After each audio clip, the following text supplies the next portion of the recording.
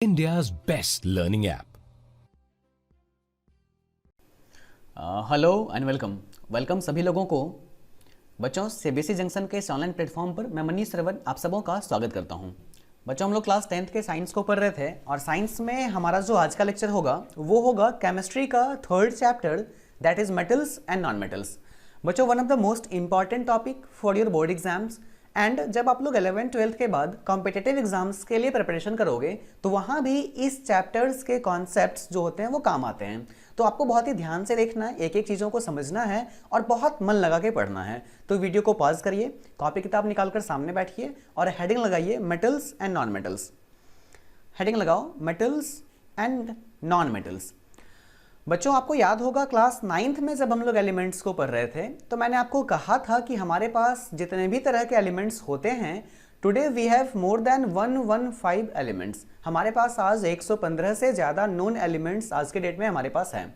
उन एलिमेंट्स को हम लोगों ने 3 टाइप्स में कैटेगराइज करा था। अगर आपको याद होगा तो मैंने कहा था उन्हीं एलिमेंट्स में से कुछ होंगे मेटल्स, कुछ होंगे नॉन मेटल्स और कुछ होंगे मेटलॉइड्स। और आज हमको उन्हीं तीनों टाइप्स को पढ़ना है इस चैप्टर के अंदर में। तो फटाफट से कुछ चीज़ों को लिखिए जो मैं लिखवाता हूँ, फिर हम लोग चैप्टर में इन करेंगे। ये कुछ फैक्ट्स हैं जो आपको काम आएंगे खास करके ऑब्जेक्टिव एग्जाम्स के समय में। सबसे पहली बात आप लिखिए, very first thing is that today we have लिखिए, today we have more than Today we have more than 115 elements या फिर नॉन एलिमेंट्स। आज हमारे पास टोटल 115 से ज़्यादा नॉन एलिमेंट्स हमको पता हैं। बच्चों, दूसरी बात ये, इन 115 एलिमेंट्स में से जो 92 एलिमेंट्स हम लोगों के पास हैं वो नेचुरल हैं। नेचुरल कहने का मतलब ये नेचर में अकर करते हैं। तो आप 92 एलिमेंट्स को लिख करके उसके सामने लिखोगे नेचुरल, और जो बाकी बचे 23 के आसपास, इसको हम लोग क्या करते हैं, फॉर्म करते हैं, इसको हम लोग बनाते हैं। तो या तो आप इसको कह लोगे क्या, आर्टिफिशियल, या नहीं तो इसी का एक दूसरा नाम है क्या, ट्रांस यूरेनियम। ऐसा इसलिए क्योंकि जो 92 एटॉमिक नंबर है वो होता है यूरेनियम का, और यूरेनियम के बाद के जितने भी एलिमेंट्स होते हैं हम लोग उसको बोलते हैं ट्रांस यूरेनियम। समझ में आ गया आपको? तो इन 92 एलिमेंट्स को हम लोग क्या कहेंगे, नेचुरली अकरिंग एलिमेंट्स या फिर नेचुरल एलिमेंट्स, और इन 23 एलिमेंट्स को हम बोलेंगे ट्रांस यूरेनियम एलिमेंट्स या फिर आर्टिफिशियल एलिमेंट्स। के बाद आपका जो नेक्स्ट हेडिंग होगा वो होगा एलिमेंट्स। आप एक बार फिर से हेडिंग लगाओगे एलिमेंट्स। क्या लिखोगे आप, एलिमेंट्स लिखा आप लोगों ने। अब आप इस एलिमेंट्स को 3 टाइप में कैटेगराइज करिए। इस एलिमेंट्स को 3 टाइप में कैटेगराइज करो। सबसे पहले आप लिखो मेटल, उसके बाद लिखो नॉन मेटल। हम लोग इन तीनों को ही बहुत डिटेल से पढ़ने वाले हैं। उसके बाद लिखिए मेटेलॉइड्स। क्या होता है ये, कैसे होता है, इन चीज़ों को बहुत डिटेल में हम लोग करेंगे डिस्कस, है ना। अभी बस आप लिखिए सबसे पहला मेटल, उसके बाद लिखिए नॉन मेटल्स और उसके बाद लिखिए मेटेलॉइड्स। हमारे पास आज जो भी एलिमेंट्स हैं उन सबों को हम लोगों ने कैटेगराइज करा है अलग अलग चीज़ों में। हम लोगों ने कहा कुछ को मेटल्स, कुछ को नॉन मेटल्स और कुछ को मेटेलॉइड्स। आपको याद रखना है हमारे पास आज 118 एलिमेंट्स हैं, 115 प्लस एलिमेंट्स हैं। इन 118 एलिमेंट्स में से हमने टोटल 70 एलिमेंट्स को रखा है मेटल के कैटेगरी में। हम लोग सबसे पहले पढ़ेंगे मेटल्स को, बहुत बारीकी से एक एक चीज़ों को उसमें कवर करेंगे। मैं इन दोनों को अभी बिल्कुल नहीं टच कर रहा हूं, हम लोग केवल पढ़ेंगे अभी क्या, मेटल। तो आप हेडिंग लगाइए मेटल्स। आपने समझा कि मेटल होता क्या है। क्या होता है मेटल, एलिमेंट का एक टाइप है। अगर सर थोड़ा सा और अच्छे से बताइए किस टाइप के एलिमेंट्स को हम कहेंगे मेटल, तो आपको डिफाइन करना होगा मेटल को। आपको मेटल का डेफिनेशन कहना होगा, और वो डेफिनेशन ये कहता है कि, लिखिए आप लोग मेरे साथ भी, metals are those type of elements. एक काम करो, लिखो भी इसको, लिखिए metals are those type of elements, metals are those type of element which are malleable,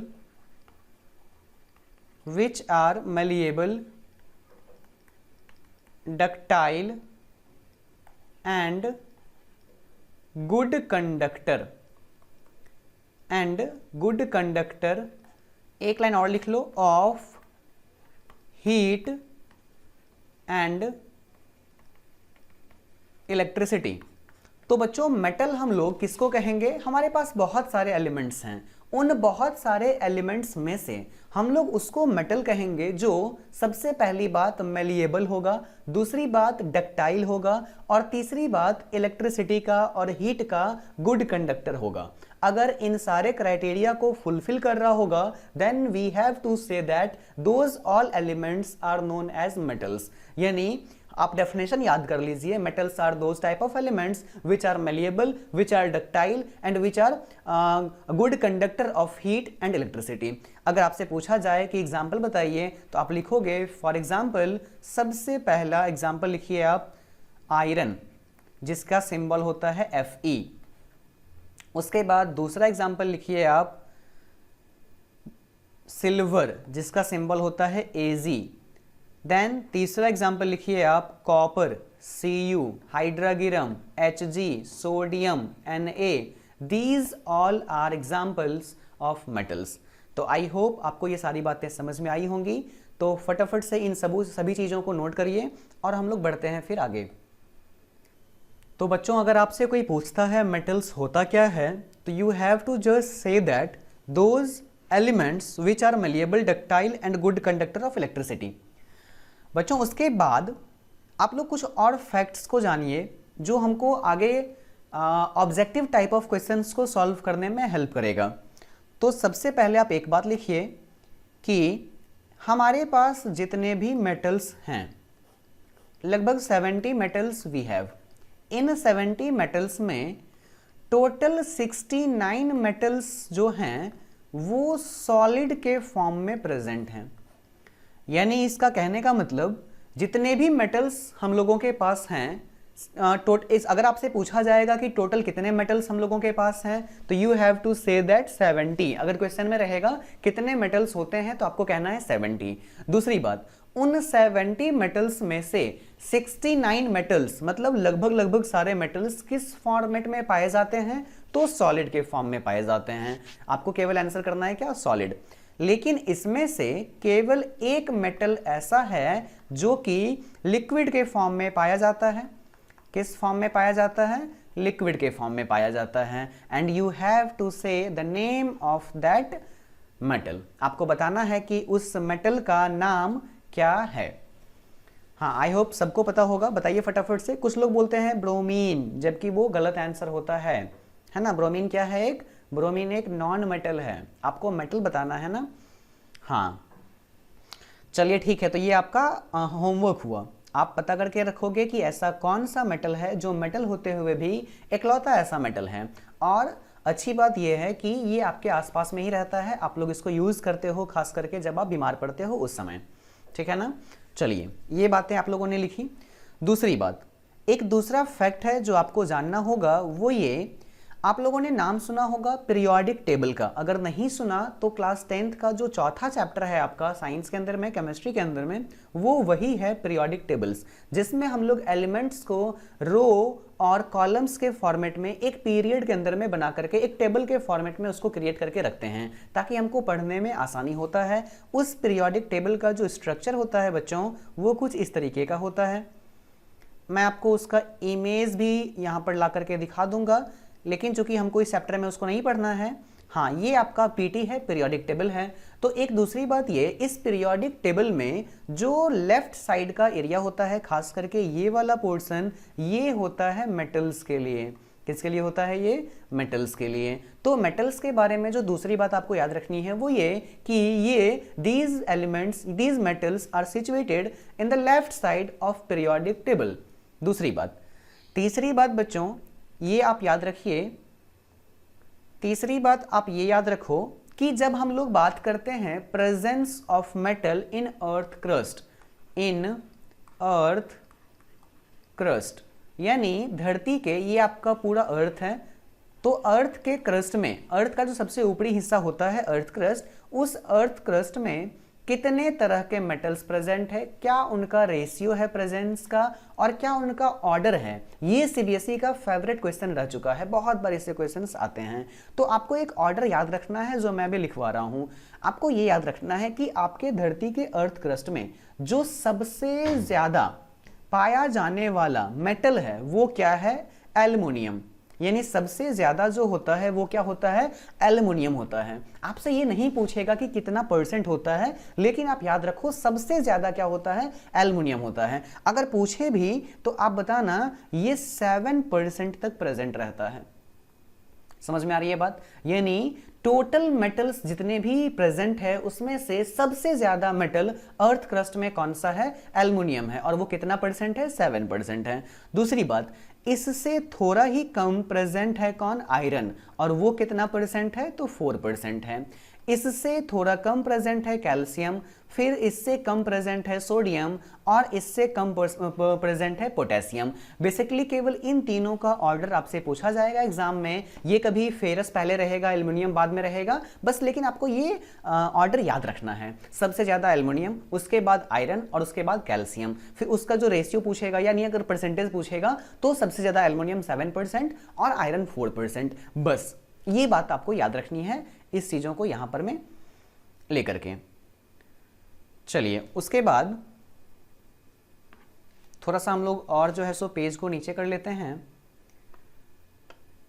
जी। या एक नया पेज ही ले लेते हैं यहां पर।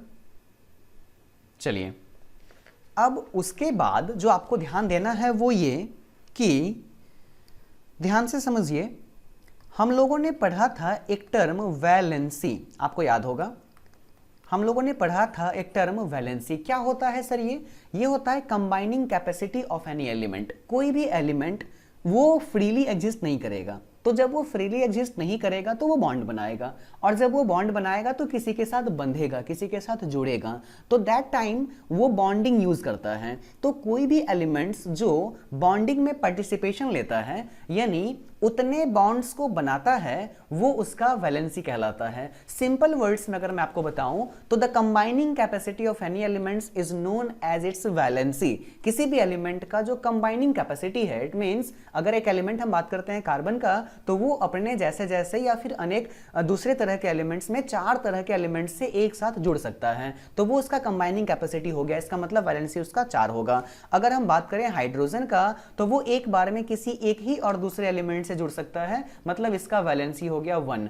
अगर हम बात करें ऑक्सीजन का, तो वो एक बार में किसी 2 एलिमेंट के साथ जुड़ सकता है, यानी इसका वैलेंसी हो गया 2।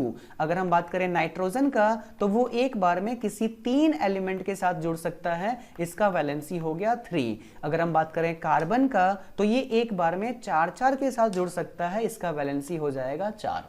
समझ में आ गई बात। सर इसको यहां पर क्यों डिस्कस कर रहे हैं, तो देखो वैलेंसी को लेकर के, वैलेंसी एक केमिकल प्रॉपर्टी है किसी एलिमेंट का, और एलिमेंट के फिजिकल प्रॉपर्टी और केमिकल प्रॉपर्टी में जब भी बात होगी तो हमेशा ही हम लोग ज्यादा वरीयता, ज्यादा प्रेफरेंस किसको देंगे, केमिकल प्रॉपर्टी को। तो उन्हीं केमिकल प्रॉपर्टीज में से एक क्या है, वैलेंसी।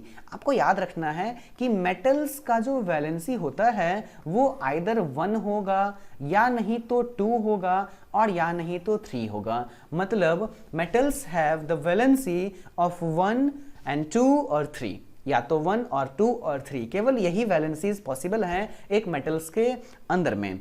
तो लिखिए आप, valency of metals are 1, 2 and 3, बस यही पॉसिबल हैं, इसके अलावे और कुछ नहीं हो सकता है। तो आई होप आपने उन चीजों को लिख लिया होगा।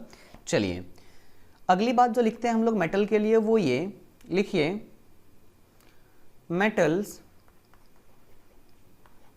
Donate electrons. ये क्या करते हैं, इलेक्ट्रॉन्स का त्याग करते हैं, इलेक्ट्रॉन्स को डोनेट करते हैं, और ऐसा करने के वजह से एंड पोजेस, ऐसा करने के वजह से इनके पास जो चार्ज आता है वो कैसा आता है, एंड पोजेस नहीं लिखो, एंड फॉर्म्स केटायंस। मतलब जो हमारे एलिमेंट्स होते हैं, मेटल्स होते हैं, ये जनरली इलेक्ट्रॉन्स को डोनेट करते हैं। इनके आउटर मोस्ट सेल में जो इलेक्ट्रॉन्स होते हैं उनको ये डोनेट करते हैं, और ऐसा करके ये अपने ऊपर प्लस चार्ज कैरी करते हैं, केटायंस बनाते हैं। फॉर एग्जाम्पल अगर हम बात करें सोडियम का, तो सोडियम के इनर एलिमेंट्स कोर सेल्स में 2 8 एलिमेंट्स इलेक्ट्रॉन्स और यहाँ 1 इलेक्ट्रॉन्स, तो यही 1 इलेक्ट्रॉन यहाँ से जंप हो जाएगा और ये न्यूट्रल सोडियम बन जाएगा सोडियम प्लस केटायन। समझ में आ रही है बात? तो यहाँ जैसे सोडियम ने क्या बनाया, सोडियम प्लस केटायन, वैसे ही मैग्नीशियम क्या बनाएगा, मैग्नीशियम 2+, वैसे ही कैल्शियम 2+, एल्युमिनियम 3+, तो दीज ऑल आर केटायंस। तो मेटल्स के बारे में एक और बात आपको याद रखना है क्या, कि ये लोग क्या बनाते हैं, केटायंस फॉर्म करते हैं। चलिए फटाफट इसको भी छापिए। उसके बाद देखते हैं हम लोग, ये एक बेसिक जानकारी थी मेटल्स को लेकर के जो आपको याद रखना है हमेशा हमेशा। उसके बाद हम लोग पढ़ेंगे डिटेल में मेटल्स के फिजिकल कैरेक्टरिस्टिक्स को और साथ साथ में मेटल्स के केमिकल कैरेक्टरिस्टिक्स को। जब हम फिजिकल प्रॉपर्टीज को पढ़ेंगे तब हम पढ़ेंगे उसका टेक्सचर, पोस्चर, कलर, प्रॉपर्टीज, इन सब चीज़ों को। जब हम केमिकल प्रॉपर्टीज को पढ़ेंगे तब हम पढ़ेंगे हाउ मेटल्स रिएक्ट्स, यानी रिएक्शन। हमने पहले चैप्टर में भी देखा था कुछ रिएक्शंस, और आज भी हम लोग उसको करेंगे, है ना। तो फटाफट से इन पूरे पहले के चीज़ों को आप लोग लिखिए और फिर हम लोग शुरू करते हैं फिजिकल प्रॉपर्टीज ऑफ मेटल्स। तो हेडिंग लगाइए, फिजिकल प्रॉपर्टीज ऑफ मेटल्स। लिखिए बच्चों, physical properties of metals. Physical properties of metals. बच्चों मैंने आपको पहले भी बताया हुआ है कि किसी भी एलिमेंट के पास, मैटर के पास 2 तरह का प्रॉपर्टी होता है, एक फिजिकल और एक केमिकल। जो फिजिकल प्रॉपर्टी होता है वो उसके रंग, रूप, कलर, टेक्सचर, पोस्चर को बताता है। जो केमिकल प्रॉपर्टी होता है वो उसके रिएक्शंस के बारे में बताता है कि how it react with water, with oxygen, with acid, with base, with metals, with non metals. तो ये सब तरह की चीज़ें होती हैं केमिकल प्रॉपर्टीज़ में। लेकिन फिजिकल प्रॉपर्टीज़ में केवल आपको उसके फिजिकल अपीयरेंस के बारे में याद रखना है, जो बहुत आसान भी है और आपने इसे पहले भी पढ़ा हुआ है। तो सबसे पहली बात लिखिए आप मेटल को लेकर के, लिखिए generally metals are malleable. Generally metals are malleable. चलिए दूसरा बात लिखिए इसमें। अच्छा, मलिएबिलिटी क्या होती है बच्चों? आपको याद रखना है ये एक प्रॉपर्टी है। क्या है ये? एक प्रॉपर्टी है। सर किस तरह का प्रॉपर्टी है? तो किसी भी मेटेलिक ऑब्जेक्ट को हैमर से पीट करके उसको एक थीन फॉइल में कन्वर्ट कर पाने का जो गुण है उसी को हम लोग बोलते हैं मैलिएबिलिटी। यानी ये एक ऐसा प्रॉपर्टी है, ऐसा फिजिकल प्रॉपर्टी है जो मेटल को अलाउ करता है कि बहुत अपने सरफेस एरिया को बड़ा करने के लिए। अगर आपके पास सपोज करो इतना बड़ा ब्लॉक है लोहे का, आप इसके ऊपर हैमर करोगे तो ये चपटा हो जाएगा। चपटा होके क्या हो जाएगा? ये पूरा मतलब फ्लैट हो जाएगा, थीन फॉइल में कन्वर्ट हो जाएगा। तो यही नेचर कहलाता है मलिएबिलिटी का। और जनरली मेटल्स कैसे होते हैं? मलिएबल होते हैं। मैं जनरली इसलिए यूज करता हूं कि कहीं कहीं पर कुछ एक्सेप्शंस भी होंगे तो वो इसमें कवर हो जाएंगे। चलिए दूसरी बात लिखिए आप मलिएबल के बाद दूसरी बात लिखिए। हालांकि इससे पहले कुछ आप एक फैक्ट लिख लो, लिखो नोट करके, NOTE। नोट में लिखो कि आपने गोल्ड का नाम सुना, gold that is AU, and silver that is AG। ये दोनों एलिमेंट्स बहुत ज़्यादा मलिएबल होते हैं। आपको याद होगा क्लास 9th में मैं जब पढ़ा रहा था किसका, रदरफोर्ड का एक्सपेरिमेंट, तो मैंने आपको कहा था कि उन्होंने एक गोल्ड का फॉइल लिया था। वो इसलिए क्योंकि उनको सबसे पतला फॉइल चाहिए था, और सबसे ज़्यादा मलिएबल कौन पॉसिबल है? गोल्ड पॉसिबल है। उन्होंने गोल्ड को बहुत ज़्यादा पतला किया और उसके एकदम बहुत पतले से फॉइल को, जो एकदम पन्नी जैसा था, उस फॉइल को उन्होंने लिया और उसके ऊपर में बम्बार्डिंग करवाया न्यूक्लियस के खोज के टाइम में, याद होगा आपको, है ना। तो गोल्ड होता है और जो सिल्वर होता है ये बहुत ज़्यादा क्या होता है? मलिएबल होता है। लिखो gold and silver are most malleable. क्या होते हैं ये? सबसे ज़्यादा मलिएबल होता है। दूसरी बात, एक एक्सेप्शन भी है, वो भी लिख लो। लिखो, देखो तुमको तो पता है कि जो मेटल होता है वो जनरली मलिएबल होता है, लेकिन इसमें एक एक्सेप्शन भी है, दैट इज लेड, जिसका सिंबल होता है PB। क्या होता है ये? लेड। बच्चों ये एक ऐसा मेटल है जो जो ब्रिटर होता है, इसका मतलब अगर हम इसके ऊपर में हैमर करेंगे तो ये क्या होगा, फ्लैट नहीं होगा, ये टूट जाएगा। क्या हो जाएगा, ये फूट जाएगा, ये कहना सही रहेगा। क्या हो जाएगा, ये फूट जाएगा पूरा, है ना। तो ये आप लिख लोगे कि लेड क्या है, एक्सेप्शन है, यानी lead is not malleable, lead malleable नहीं होता है, इसके पास मेलिएबिलिटी का नेचर नहीं होता है। याद हो गया आपको बच्चों। चलिए दूसरा जो फिजिकल प्रॉपर्टी है मेटल्स के अंदर में, वो क्या है कि ये डक्टाइल होते हैं। कैसे होते हैं, डक्टाइल होते हैं। लिखिए आप इसके अंदर में फटाफट से लिखिए। दूसरा, generally metals are ductile। Generally metals कैसे होते हैं, डक्टाइल होते हैं। सर अब ये क्या होता है डक्टाइल, देखो डक्टिलिटी भी एक नेचर है, एक गुण है। वो कैसा होता है कि किसी भी मेटल के अंदर में ये एक वैसा नेचर है जो इसको अलाउ करता है पतले तार में कन्वर्ट होने के लिए, बहुत पतले तार में कन्वर्ट होने के लिए। सपोज करो मेरे पास एक लोहे का ब्लॉक है या किसी मेटल का ब्लॉक है, मैं चाहूं तो इसको बहुत पतले तार में कन्वर्ट कर सकता हूं। और ये जो नेचर है, ये जो प्रॉपर्टी है, यही फिजिकल प्रॉपर्टी कहलाता है डक्टिलिटी, जो मेटल्स में बहुत ज्यादा होता है। ये बात आपको याद रखना है। इसमें भी एक अच्छी बात यह है, ध्यान से समझो आप, वो ये कि इसमें भी गोल्ड, लिख लो एक बार, gold AU and silver AG are most ductile. कैसा होता है, बहुत ज्यादा डक्टाइल होता है। कौन, सिल्वर और गोल्ड, है ना। गोल्ड के बारे में इवन ऐसा भी कहा जाता है कि अगर आपके पास 1 ग्राम गोल्ड है और आप उसका तार बनाने चलो तो लगभग 2 किलोमीटर लंबा तार बन के आएगा। लिख लो इसको, समझो आप ये बात मैं क्या कहना चाह रहा हूं। अगर आपके पास 1 ग्राम क्या है, गोल्ड है, और आप इसको क्या कन्वर्ट कर रहे हो, तार में कन्वर्ट कर रहे हो, बहुत पतले से तार में, तो ये लगभग 2 किलोमीटर तक जाकर के तब जाकर के खत्म होगा। यानी इसको आप इतना पतला तार में कन्वर्ट कर सकते हो, इतना इसको खींच सकते हो। और ये जो नेचर होता है वो कहलाता है क्या, डक्टिलिटी। चलिए समझ में आ गया आपको बच्चों। इसके बाद जो हम लोग तीसरा प्रॉपर्टी देखेंगे वो ऐसा होगा कि लिखेंगे उसमें कि generally metals are good conductor of heat. कहने का मतलब अगर मेटल्स के अंदर में हम हीट डालें तो वो क्या करेगा, उसको कंडक्ट करेगा। समझ में आ रही है बात। और ऐसा इसलिए होता है क्योंकि उसके अंदर में फ्री इलेक्ट्रॉन्स होते हैं। यही रीजन उसके इलेक्ट्रिसिटी के कंडक्ट करने का भी है और यही रीजन उसके हीट के कंडक्ट करने का भी है। आपको याद रखना है इसके इन सारे चीज़ों को। अगर आपसे पूछा जाए कि सबसे बढ़िया हीट को कंडक्ट कौन करेगा, तो आपको उसमें जवाब देना है कि सिल्वर। और यही क्वेश्चन अगर आपसे पूछा जाए कि सबसे बढ़िया इलेक्ट्रिसिटी को कंडक्ट कौन करेगा, तो फिर भी आपको जवाब देना है सिल्वर। आप दोनों को एक में लिख लीजिए कि metals are good conductor of heat and electricity, heat and electricity, जिसमें सिल्वर AG ये क्या हो जाएगा, मोस्ट, सबसे ज्यादा कंडक्टर, है ना। तो मोस्ट कंडक्टिविटी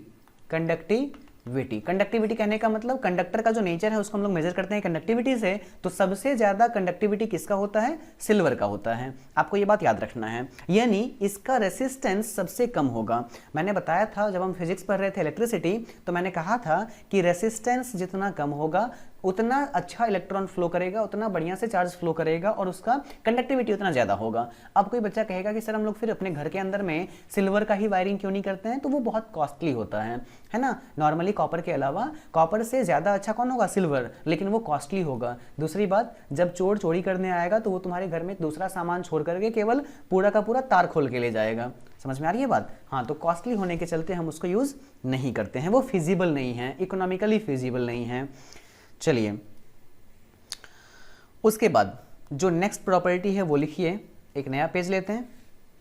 जो नेक्स्ट प्रॉपर्टी है आप वो लिखिए कि फटाफट से, generally metals are found in solid state. ये भी एक फिजिकल प्रॉपर्टी है मेटल्स का कि मेटल्स कैसे स्टेट में पाए जाते हैं, सॉलिड स्टेट में पाए जाते हैं। इसका एक एक्सेप्शन आप लिख लीजिए, मैंने आपको बोला था आप घर से पढ़ के आओगे थोड़ी देर पहले, हाइड्रागिरम। हाइड्रागिरम एक ऐसा एलिमेंट है जिसको हम लोग बोलते हैं लिक्विड मेटल।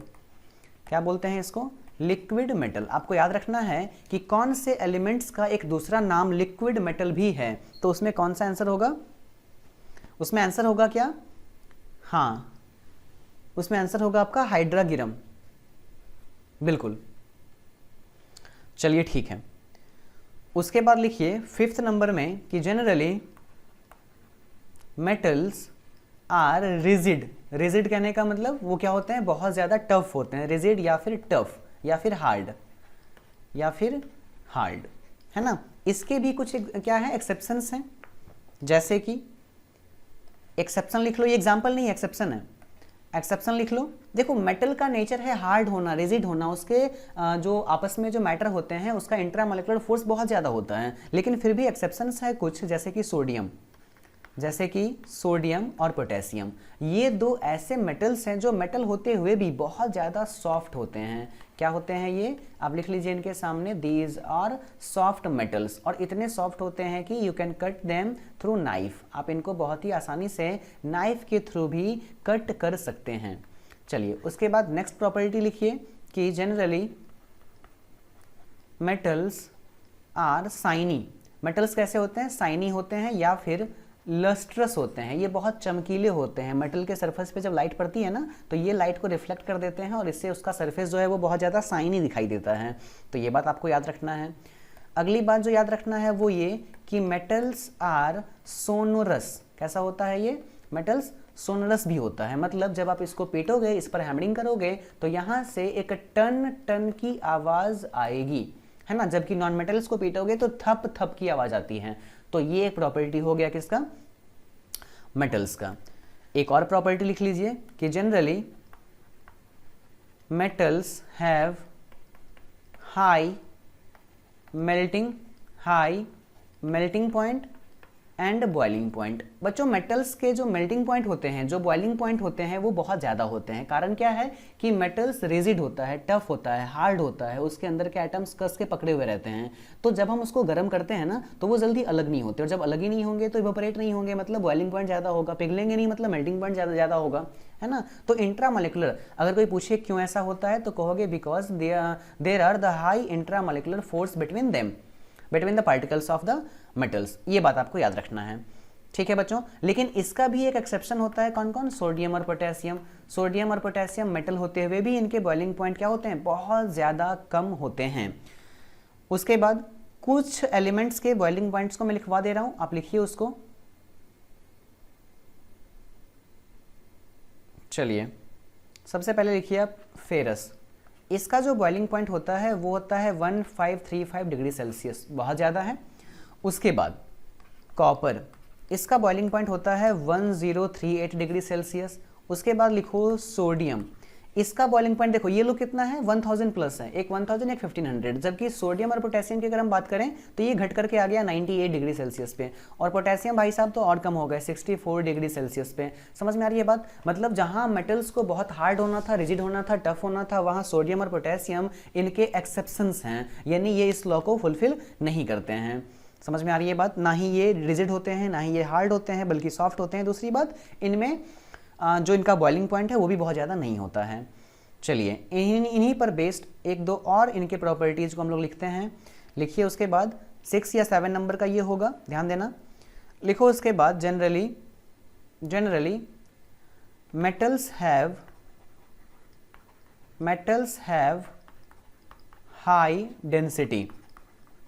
जनरली मेटल्स के पास क्या होता है? बहुत ज़्यादा डेंसिटी होता है ना। लेकिन फिर भी अच्छा, ऐसा इसलिए होता है ना क्योंकि डेंसिटी का फॉर्मूला होता है m/v, यानी कम वॉल्यूम में ज़्यादा मास जब लगा दोगे आप, तो वो क्या हो जाएगा? डेंसिटी उसका ज़्यादा हो जाएगा। क्योंकि देखो, वॉल्यूम तो छोटा सा है, लेकिन उसमें पार्टिकल्स ठूस के बड़े हुए हैं, कॉम्पैक्ट पैकिंग है। तो इस केस में क्या हो जाता है? मास ज़्यादा हो जाता है, वॉल्यूम कम हो जाता है, और डेंसिटी उसका ज़्यादा हो जाता है।